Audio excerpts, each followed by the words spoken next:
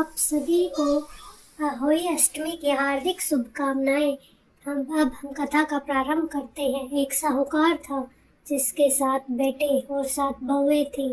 दीपावली से पहले कार्तिक अष्टमी को 7 बहुएं अपनी इकलौती ननद के साथ जंगल में जाकर खदान में मिट्टी खोद रही थी। वहां स्याहू की मांग थी। मिट्टी खोदते समय ननद के हाथ से स्याहू का बच्चा मर गया।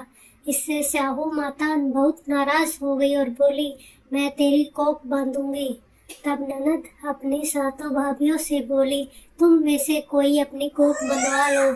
सभी भाभियों ने अपनी कोख बंधवाने से इनकार कर दिया, परंतु छोटी भाभी सोचने लगी कि अगर मैंने अपनी कोख नहीं बंधवाई तो सासू माँ जी नाराज होंगी। यह सोचकर ननद के बदले में छोटी भाभी ने अपनी कोख बंधवा ली। अब इसके बाद उसको जो बच्चा होता वह 7 दिन का होकर मर जाता। एक दिन पंडित को बुलाकर पूछा, मेरी संतान 7वें दिन क्यों मर जाती है? तब पंडित ने कहा, तुम सुरही गाय की सेवा करो। सुरही गाय स्याहू माता की भाईली है, वह तेरी कोख खुलवा देगी, तब तेरा बच्चा जिएगा।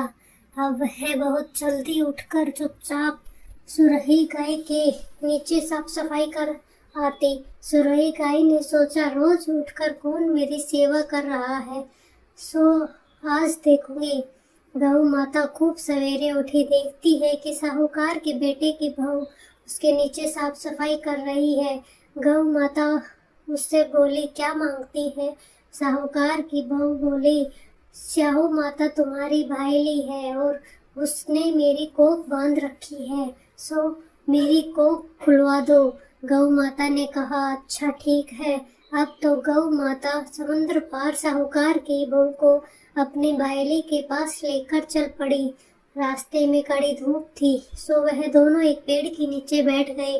थोड़ी देर में एक सांप आया। उसी पेड़ पर गरुड़ पंखनी का एक बच्चा था। सांप उसको डसने लगा।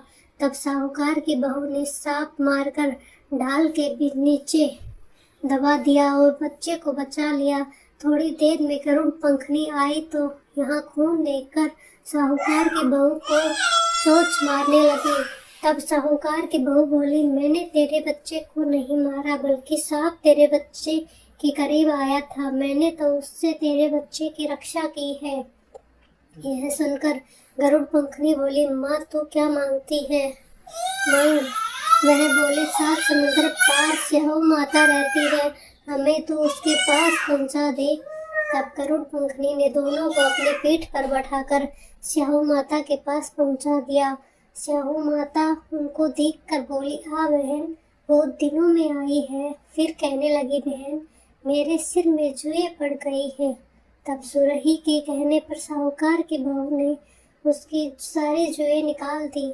इस पर स्याहू माता प्रसन्न होकर बोली, तूने मेरे सिर में बहुत सलाई खेली है, इसीलिए तेरे 7 बेटे और 7 बहू हुए होंगी। वह बोली, मेरे तो एक भी बेटा नहीं, 7 बेटे कहाँ से हैं? स्याहू माता बोली, वचन दिया है। तब साहूकार की बहू बोली, मेरी कोख तो तुम्हारे पास बंद पड़ी है। यह सुन स्याहू माता बोली, तूने मुझे ठग लिया, जा तेरे घर पर तुझे 7 बहुएं मिलेंगी, तू जाकर लक्ष्मण करियो, 7 अहोई बनाकर 7 कढ़ाई करियो। वह घर लौटकर घर आई तो वहाँ देखा कि 7 बेटे 7 बहुएं बैठी हैं। वह खुश हो गई। अगर आपको भी कथा सुनकर अच्छा लगा हो तो आगे की कथाओं के लिए हमारे चैनल को सब्सक्राइब कर लें और लाइक कमेंट करना ना भूलें।